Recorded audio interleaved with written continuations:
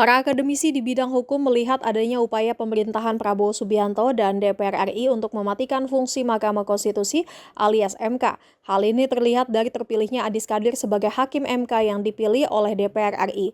Pernyataan itu disampaikan sejumlah akademisi dan praktisi hukum tata negara dan hukum administrasi negara yang tergabung dalam Constitutional and Administrative Law Society atau KALS.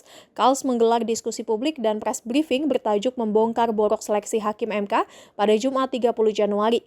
Dalam pertemuan tersebut, keterpilihan Adis Kadir sebagai hakim MK oleh DPR RI mengandung berbagai cacat fundamental karena menabrak syarat transparansi dan partisipasi publik dalam UU Mahkamah Konstitusi alias MK, meskipun DPR mengklaim keputusannya sesuai dengan prosedur.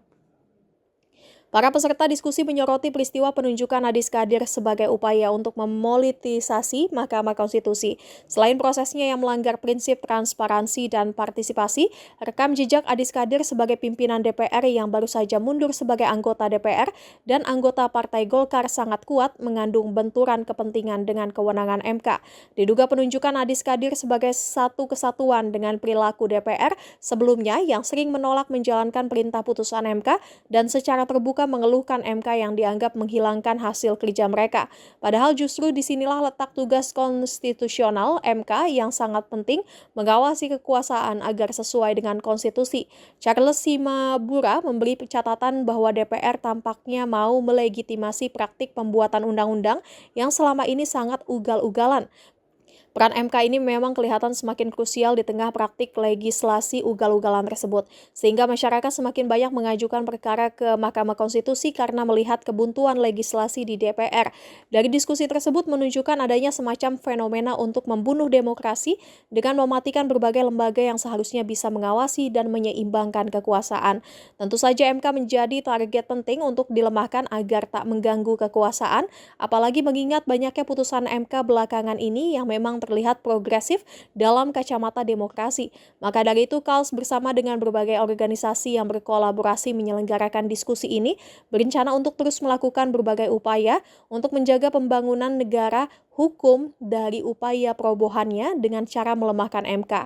Selain memberikan narasi tandingan dalam berbagai tulisan dan forum, KALS sedang menyiapkan rencana serta mengajukan gugatan dan permohonan ke lembaga peradilan yang relevan seperti Pengadilan Tata Usaha Negara, Majelis Kehormatan Mahkamah Konstitusi, dan Mahkamah Konstitusi.